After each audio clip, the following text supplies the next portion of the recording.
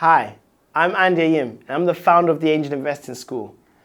Over the last 6 years, I've invested into over 17 startups. By far, one of the most frequent questions I get from founders is, how do I find angel investors? So today, I'm going to answer that question. But if you're just jumping to this video because it's one of the questions that you've had on your mind, I highly encourage you to go and watch all of the videos first before getting to this stage, because that context really matters and helps position you to really do well with what I'm about to share with you. In reality, from the mindset of an angel investor or even a VC investor, their main sources of deal flow come from two main sources in terms of the highest quality deals that they get. It comes from founders making recommendations to them or other investors making recommendations to them. So you need to think about how you can hack the system so that a founder or an investor can recommend you into another investor. So I'm going to share a few ways to do that. The first is to think about relationships over transactions. How can you build relationships with individuals who can be potentially investors in your business in the next 12 months? So you don't approach them when you're fundraising. You approach them well before that to build a relationship. Because in our industry, there's a saying that if you ask for money, you get advice. If you ask for advice, you get money. So be a keen learner. Sit at the feet of people with knowledge, with expertise, with networks, and build a relationship with them. By building a relationship with them, they're going to start liking you over time. I've got an example of a friend of mine, Pamela, who used to work for the Alibaba Group. And she had a certain thesis that she invests in. But she met a founder in the fitness industry, which is off thesis for her. She shared with the founder that she doesn't invest in that type of business. But the founder was really smart. And at the end of the meeting, he said, do you mind if I add you to my investor update emails? So she said, sure, add me to those emails. And by doing that, month over month, he built FOMO. And she felt that this was a really interesting business, they're gaining traction, and I actually want to be a part of it now. So you too should use your investor update email as a relationship building tool to build relationships with people that you really want to try and raise with in the end. That's what smart people would do. But how do I find these people? They're not in my network. Great question, and I'm going to tell you how. There's certain platforms that exist, such as Crunchbase, PitchBook, and Dealroom. And these are databases that store data on startups and their funding rounds and who invested in them. So you can log in and get free access to a platform such as Connected or Dealroom, like I mentioned. And when you get onto these platforms, you want to research startups within your category. So if I was in the fintech industry or insurance tech, I might look at Marshmallow. That's $1 billion unicorn here from the UK. And I might look at who their investors were. And when I look through that Dealroom platform, I see names like Eileen Burgess or Chris Abadesh. And I see these names of individuals, and when I click on them, I can see at what they've invested in. Oh, Chris has invested in over 100 other fintechs. Right, he's a fintech investor. He knows a lot about fintechs. He's exactly the kind of person I need to build a relationship with. In the UK, we've got an organization called the UK Business Angel Association. It's essentially the membership body for angel investors here in the UK.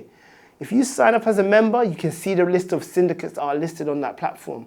If not, you can go onto the UK BA Awards website and look at all the finalists and the past finalists for their awards ceremony. Because guess what? Those are active angel investors, right? If we look at certain media platforms like Sifted and TechCrunch, they're often listing articles like the top 30 angels in Europe or the top early stage investors in fintech. So again, media outlets are a good source of knowledge to understand who's doing what. And then finally, you need to build your relationship with other founders. Right? Get into founder communities and founder circles. First, it's good for you to have those peer-to-peer relationships because it gives you wisdom on the journey that you're on, and they're often a few steps ahead of you. But secondly, once they take a liking to you, they're the type of founders that can actually put you in front of other investors. And coming from them is more likely that those investors are going to take those deals seriously because they trust that source of deal flow. So here I've mentioned a few different ways that you can actually find those first angel investors. But I've got one bonus trick to share with you as well. If you look through your WhatsApp contacts, you probably have a number of people that would love to support you, but maybe they don't have much cash and maybe they just want to put maybe £1,000 in to support you. You don't have to go onto an equity crowdfunding platform like Seedrs or Crowdcube necessarily. What you can do is sign on to platforms such as Odin or Carter. And these are platforms that help you structure deals. They help you create these special purpose vehicles, which is essentially just a legal structure that allows me to fundraise from a number of individuals through a single legal structure. So you could get those £1,000 tickets from 100 individuals and raise £100,000. That's the power of your network and what you can do with these type of platforms.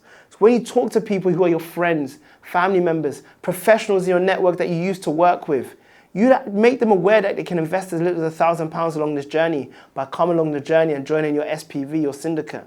And you can test that message out with 5 or 10 people. And maybe you create a number in your head, like once I get to 10K, I'm actually gonna set it up and get these people involved.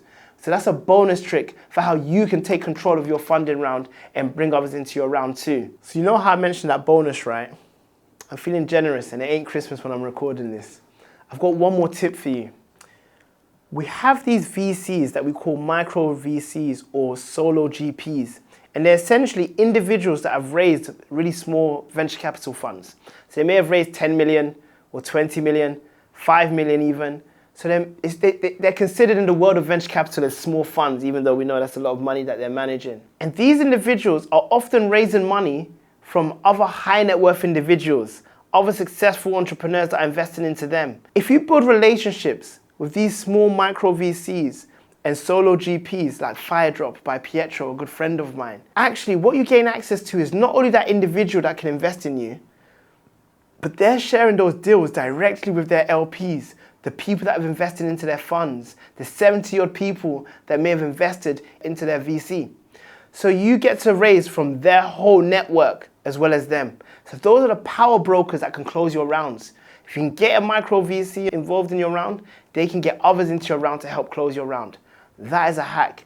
You need to try and get in front of some of these individuals because it's a really smart way to close your round in an efficient way. If you really like this video and you got a lot of value from it, and you're thinking about what do I do next, we've got a template for you, our investor update email template.